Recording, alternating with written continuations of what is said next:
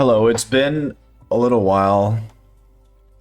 Been a little while since we talked. Been a little while since we've talked. I know POE2 has not had many updates, but I'm sure as a lot of people know, massive update coming. April 4th is when this update comes out. So be on the lookout for that one. April 4th. Dawn of the Hunt is the new major update, and so this is like full-blown content update, patch note update. Like, this is their biggest update by far since the early access has been released, and I think it released like early December. So it's kind of like at that time that it does need that major update, bring people back into it. I know it was kind of getting repetitive for myself, and I'm excited to get back into it. I definitely want to try out a lot of the new changes that are coming, but here's a very brief overview of kind of what's happening here. The new Huntress class, I'm sure a lot of people saw that in the trailers coming into the early access, and Huntress was not released yet. Now Huntress is released as a class. 20 skills go along with the Huntress. There's new Ascendancy classes. I believe there's 3 being added to classes that we already have in the game. New skills, support gems, unique items, and we'll look at kind of some of the other things as well too. So just that's a very quick overview. Also, you can check out Path of Exile, their Twitter. We can run through all of this stuff here. They're tweeting kind of every little detail about it, and even Wujito, shout out Wujito. He made a very good tweet about kind of what all the changes are in a little quick tweet that you can just breeze right through. So economy reset, which is actually massive, which is, I guess, okay. I feel like it would be good to have like a character resets with it, but I guess they don't want to do that. They just keep it in maybe different leagues or something like that. I don't know. We'll have to see how this actually plays out. So I guess like you can still play the old league and get the new content. I guess everything's staying in this early access league, and just keeping all the early access characters together into one, even with gigantic updates. So kind of went over like 100 new supports, gems, unique items that are definitely geared towards mid-end game. Huntress, spear wielder, can revive rare monsters as allies. So she's also kind of like a witch where she can just, spawn in allies on things that she kills, which is actually pretty insane. You can parry, you can raise your shield, so that'd be a really interesting mechanic to see how parrying really works, if it's like a timing thing, and kind of how that plays out. But I can definitely see some of the uniques and some of the support gems getting like out of hand of like 100% purity parry chance, so you literally just can't get hit. Like, I'm sure someone's gonna cook up something crazy with that. And into crafting as well. Essence, I think, is kind of a big factor that they're going to start looking into. And then some of the other things are like more socketables, things like that. New ring as well. And I think I did even see that there is one of the ascensions that you can equip a 3rd ring now. So that is actually gigantic to have a 3rd ring. But other things as well would be endgame maps. They're doing a little revamp of the maps. They're going to have cleansed maps instead of corrupted maps. There's a lot of unique maps as well, so they're going to add more variety, more design, things like that.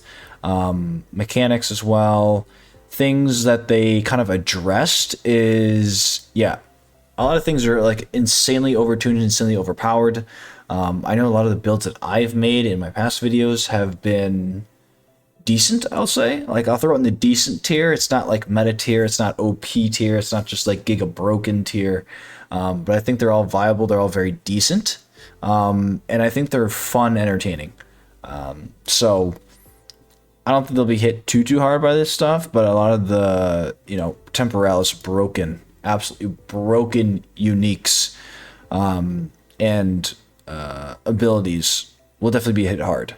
So crossbows are getting buffed, so that is amazing. We love that. So crossbows, crossbows definitely needed. I feel like crossbow was very weak. I feel like warrior is also weak very early on, but crossbows, I think, like, they were strong early game and they completely fell off a cliff like end game. So I was definitely trying to work my way around that, and I'm starting to get into a build with that one. And I'll keep pushing that ice build that I have, but I still need to keep working on that one to improvise it. So shout out to Wujito again for that. One of the really cool things I saw this unique. So this armor that you can wear, definitely geared towards the monk class. Look at this shit. Level 19 Herald of Ash, level 19 Herald of Ice, level 19 Herald of Thunder, 74 max life, 37% to all elemental resistances. Enemies in your presence have no elemental resistances. Dude, you literally go Avatar state. Like they made it so like when you get this item, you insta win. Like it's that game breaking. It's that crazy that you get level 19 of all the heralds. You literally have thunder, you have ice, you have ash, fire. Like you're actually just the avatar. Like that's insane. That's probably the craziest one that I've seen so far. But again, I'll dive into kind of the rest of this stuff. So it's interesting to see that the Huntress class is one hand, and then you have a buckler in the other. So I guess that's how you're going to be using like your shield or your buckler to either parry or to kind of like shield yourself. So I guess it's more of your style of play. You can play it similar to like a monk that's dashing around, moving around a lot of movement, things like that, a little more squishy, or you can kind of play it as a warrior. So it's a good hybrid class between the two. So I think that's where the Huntress will definitely like excel from that. I think it has a little more range than a monk or a warrior, but you have that play style difference of you can be in between like a hybrid, warrior, hybrid monk. Ritualist is a Huntress ascendancy. I think this is the one actually as well that so you can like summon animals and other beings. And I think I also did see that you can summon kind of like a mount, which is pretty crazy. I think we'll go into that a little bit more here, but the Ritualist, I believe, also can give you that extra ring that you can throw onto your character there. So the other one's the Amazon one, which is kind of more than just beasts. So train elite guard, most important. This one, I guess we don't have too many details about this, but that's just like another ascendancy they have here. And so some ascendancies that we have for the existing classes is now the Smith of Kitava, however you want to say it. This is definitely geared towards the warriors, as you can see. So it's good to see that warriors are getting a little bit of a change for all those warrior enthusiasts that have grinded out the beginning of the game and finally got to the end game where they're powerful. So it's a little reward for them, or maybe that could be helping them in the early game as well. Mercenary, I'm definitely gonna be checking this out. It doesn't have too many details about exactly what happens with this class and what this tactician mercenary is. I feel like Gemling's just way too broken. Gemling's just way too good right now that no one else is thinking about going Witch Hunter. I tried. I wanted to mix it up. But, Gemling's just significantly better. We'll see how the Tactician feels. I don't know what exactly it does, but we'll have to see. Maybe with the buffed crossbows and a new class can give us mercenary guys, a little bit of hope over here. Another one would be, what is this one? The Lich Ascension. And so I think this is the Witch as well, right? She can sacrifice her life to enhance her energy shield. So I guess it's really focused on whatever that one node is in the passive tree that is like one life, all shield. This is basically, I guess, kind of what you get from that. So this is kind of what I saw, that you can summon your friendly Roa. And it's like you literally have a mount. Like you're in a boss fight, Jaman Ra here, and you're just like fighting on the mount. Like how crazy is that? So I love to see that. And then support gems that we can see here. Here's some of the support gems. They're adding in a lot. They're adding in an absolute lot. You can see that this is kind of the monk build here. Obviously, they're using the monk build that everyone else is using, actually. But they're adding a lot more support gems. So hopefully these can be utilized with a lot of other builds. Some of these are definitely going to be broken. I mean, come on, there's always something that's broken that comes out. It's just who finds it and figures it out. So again, a lot of new support gems, and then we can start to get into some of the uniques here. Some of these cannot use a projectile attack, but you aggravate any bleeding. So I guess bleeding and ignite will kind of be a big focus of spears and the huntress. Maybe I was more thinking maybe like a poison or a chaos build.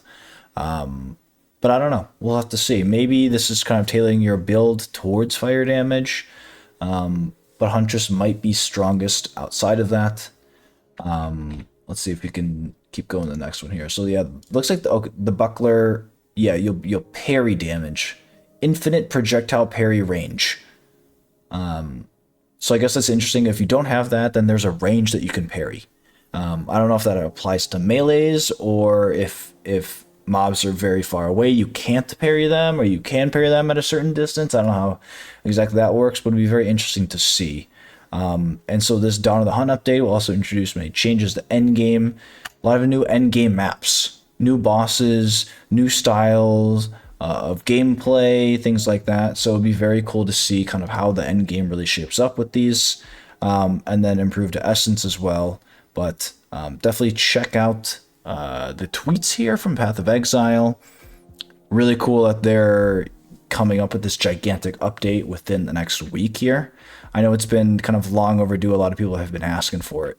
But endgame changes, new class changes. And I guess here's a big one too. You get 6 attempts per map now. So if you die in there, you can just go right back in, which is really nice. Very noob friendly, very noob friendly, which is absolutely fantastic. Supporter packs, of course, but again, shout out for the new update, Dawn of the Hunt. Amazing to see this. It's gonna be awesome, and I'll keep you guys posted. Stay tuned here. Make sure to like and subscribe. Peace.